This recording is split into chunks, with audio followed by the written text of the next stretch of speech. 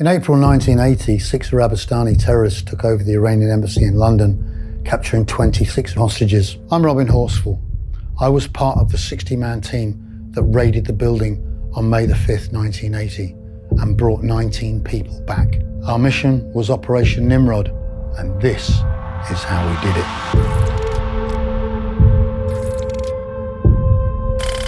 6 Arabistani terrorists had taken over the Iranian Embassy. They were a minority group in Iran, and what they wanted to do was draw attention to their cause. A lot of their people had been taken prisoner without justification. Their demands were to have them released. So there were 6 of them, and we've got 5 of them here. And the reason we haven't shown the last individual is because he survived and he's still alive, and we don't want to identify him. They were trained and programmed by the Iraqi Secret Service and made to believe that all they had to do was get into the embassy, take it over for 24 hours, draw attention to their cause, and then the Iraqi ambassador would arrange for them to be taken back as heroes to Iraq. The terrorists had been supplied with weapons through diplomatic bags, and on the 30th of April, they waited for one of the embassy staff to bring a cup of tea out onto the front porch for the diplomatic protection officer, a policeman called Trevor Locke. When the door was opened, they charged in, took over the embassy, and took 26 hostages, the British police officer, 3 British journalists, and the embassy staff. The Iranian embassy was based at 16 Prince's Gate, just off of Kensington Gardens in West London. And what you have here is Iranian Embassy, Prince's Gate, Knightsbridge, in this area here. It's right in one of the most heavily congested places, also one of the most expensive parts of London. The Iranian Embassy was 55 rooms, 6 floors including a basement. That's a huge building for 60 men to take out. It was something we had practiced for, something we trained for, and something we were ready for. But it was huge, and we had to know where the people were, whether there were any armored doors, whether we were going to get seen. Could we put belay ropes on the roof so that we could travel down the outside of the building? There were so many things that needed to come into the deliberate plan once we got on the ground. A Special Air Service regiment was formed in the Second World War as a raiding and reconnaissance party. And as the years went by, they started to find other roles for themselves, working undercover in Aden, working undercover in Northern Ireland. They became the first counter-terrorism team in the world. They're tough, they're hard, they're super fit, but they're also highly intelligent. The Pagoda team, the counter-terrorist team, wasn't one group specially selected. There were 4 Sabre squadrons in the Special Air Service, and each one rotated through this job every 6 months.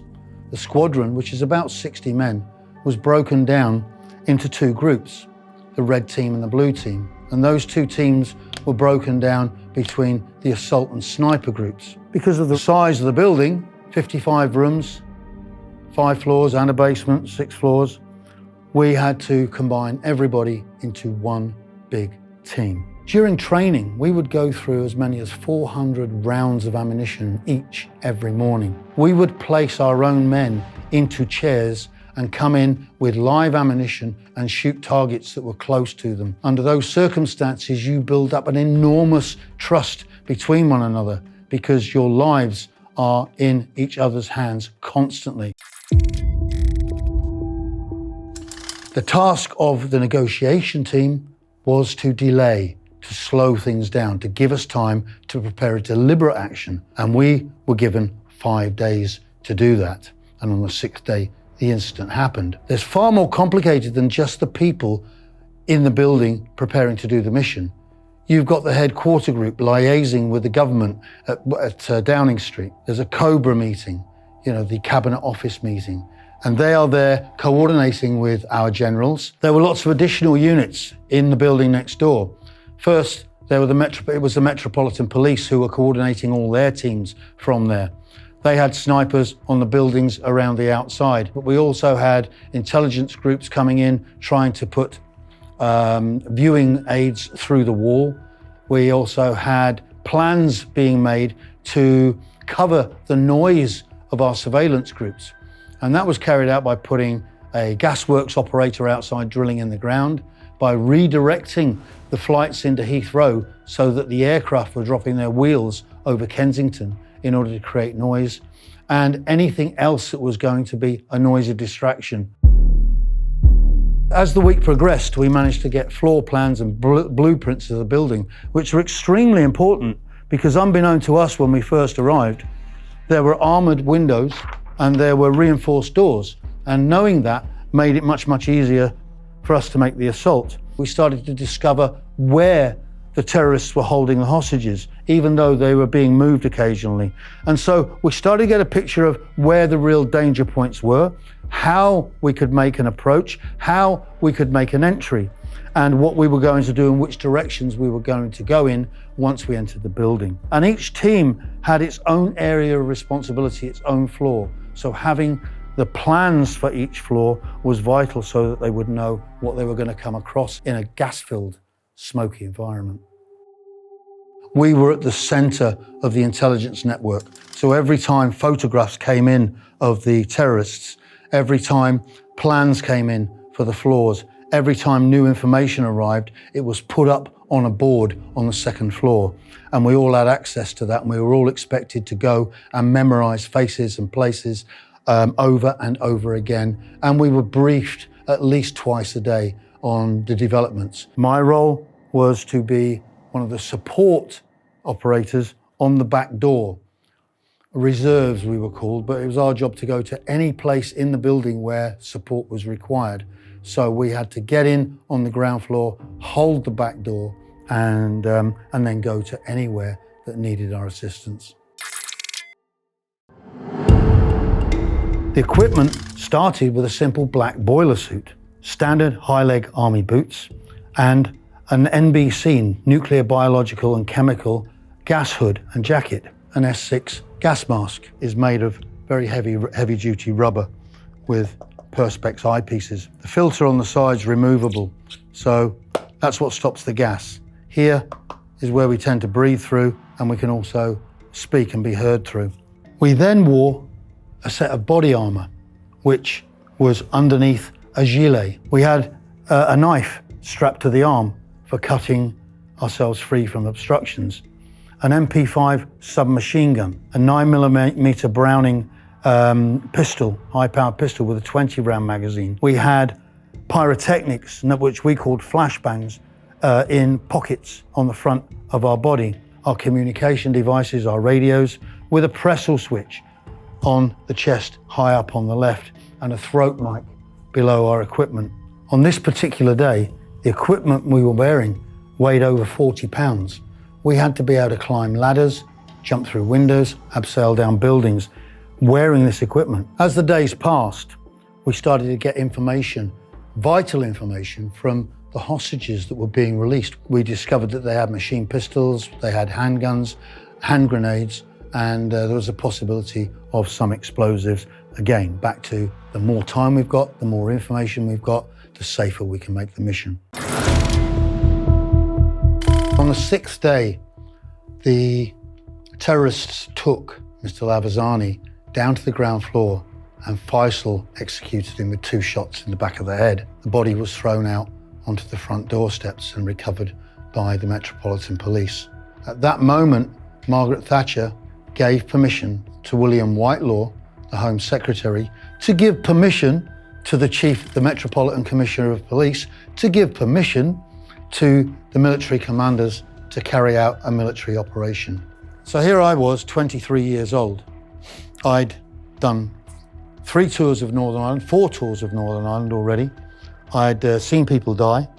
I'd gone from being a young, bullied, lonely, unpopular kid who had joined the army at the age of 15 to this moment. And I knew I was ready for it.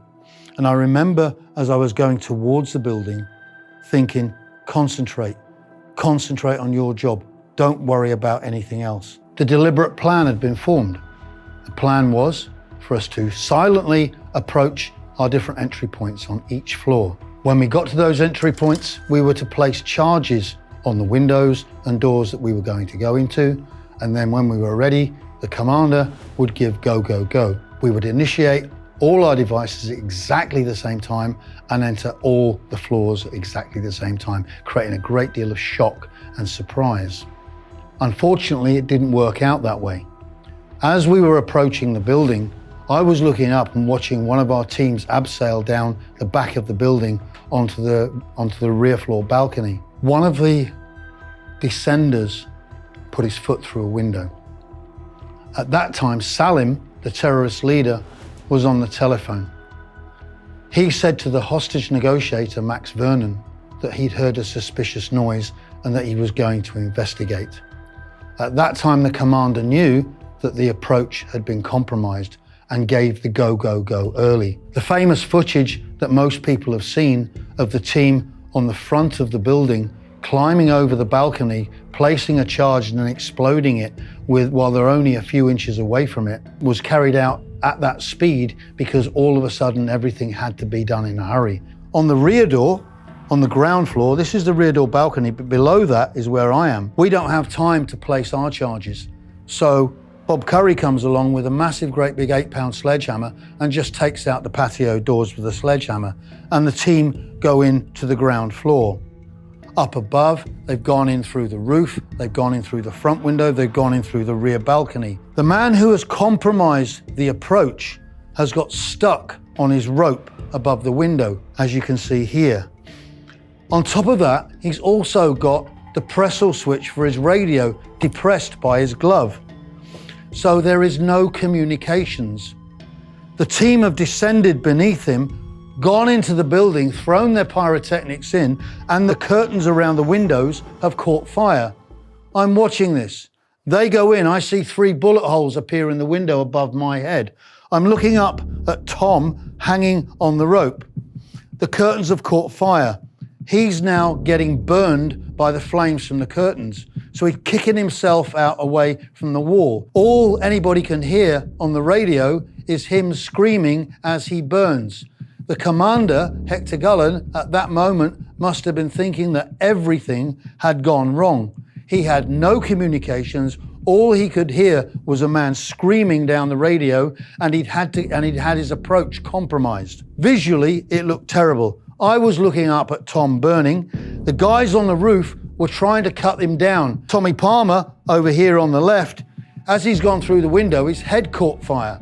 And so he came out, removed his gas hood, threw his gas mask away because it was melting, and went back into the building where he killed 2 of the terrorists in the telex room. Tom falls to the balcony and goes in. The radios come back on.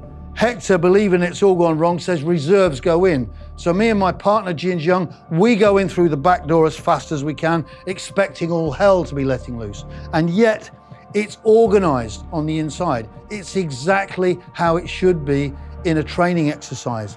There's a chain of men up the stairs, and the police officer, Trevor Locke, comes clear at the bottom of the stairs. I grab him, pass him out to the man on the back door, and away he goes. Next, the hostages, the embassy staff start to come down the stairs. We keep them absolutely petrified by shouting at them and moving them. They're getting passed hand to hand, out the door, out the door, out the door, out to the hostage reception group outside. As they start to come down, there's a scuffle at the top of the stairs. And Ian White butt swipes somebody and he shouts, he's a terrorist. As he comes clear at the bottom of the stairs, 2 of us, my colleague on the right and me over on the left, open fire on him. He's got a hand grenade in his hand. He dropped to the floor, the pin was still in the grenade. The hostages still continue to come out until they're all outside on the grass. Meanwhile, the building's on fire. The fire brigade will not go in because it's too dangerous, and quite rightly so. We're still in control of the situation. We get everybody out on the grass, everybody. Every hostage gets handcuffed. There's nothing more dangerous than a frightened person in an environment like this. Sim Harris is on the floor and he's nodding his head across to the left, nodding towards one of the people who's been handcuffed on the floor. And that's Fauzi Najad. He's one of the terrorists and he's got out with the hostages. Once Fauzi is identified, it's protocol to remove him from the proximity of the hostages. So myself and one of my colleagues pick him up and start to walk him towards the building. So we walked him back, put him on the grass, handcuffed him and kept him there. So what we see here is the moment where you've got the hostages out on the grass, I believe that this is Fauzi on the floor over here. It's possible, but I'm not sure, that this is me over here on the right-hand side. Essentially, at that point, the mission's over. We were the people that nobody had ever heard of until that moment. We were the SAS, hidden away in darkest Herefordshire. The world changed at that point.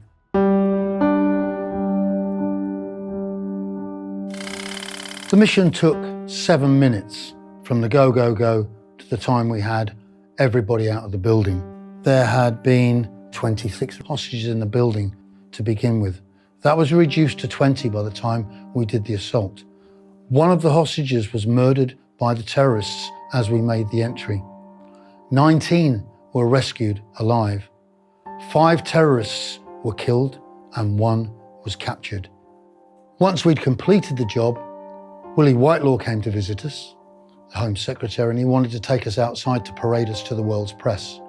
We told him that that wasn't what we did. We climbed into the back of the big yellow Pantechnicon and disappeared back to Tottenham Court Road to Regent's Park Barracks, where we were visited by Margaret Thatcher. Now, she was ecstatic because she'd put her career on the line that day when she'd authorised the military, the mission. She was an extremely happy Prime Minister. She wanted a photograph taken with her boys, as she called us. And so 3 of the guys threw their black overalls back on, put their gas masks on, their weapons over their shoulders, and went outside for this photograph. And she came back in, and as it happens, of course, it's on news at 10. And we watched ourselves assault the embassy. That night, in dribs and drabs, in two vehicle pairs, we gradually made our way back to Hereford. And for us, the job was done. We had to get ready to do another one if it was necessary the following day. So all our equipment when we got back had to be completely prepared, ready before we could go home. We went home, our girlfriends, our wives were ecstatic because they were the only people in the world that knew who we were. We were anonymous for the next 22 years. And after 22 years, myself, Tom MacDonald and John McAleese finally talked about the operation. It was a great success. It changed the world's perspective towards terrorism. Up to that point, the terrorists had had it all their own way. Suddenly, here was a tipping point where they lost. There was not another hostage terrorist situation in the United Kingdom in the following 30 years. The newspapers went wild. The first time anything of this nature had ever been on national television. Trevor Locke, the police officer, was awarded a gallantry award. It's a magnificent and important piece of British history. When I look back over the years now, and I look at these very handsome young men that died as a result of their actions on that day, there's a small element of regret because, you know, they're of the age of some of my grandsons now. But the mission, I'm proud of. The success, I'm proud of. The rescue of 19 hostages, I'm extremely proud of. But the guy on the vehicle next to us is on the 50 cal on top of the vehicle. And you know, you got the pintle mount on the bottom and the little T&E. And he's behind the sights and he's just clicking the T&E. Click, click, click, like he's dialing in on something. And it made the hairs like on the back of my neck stand up, like, man, it's about to go down.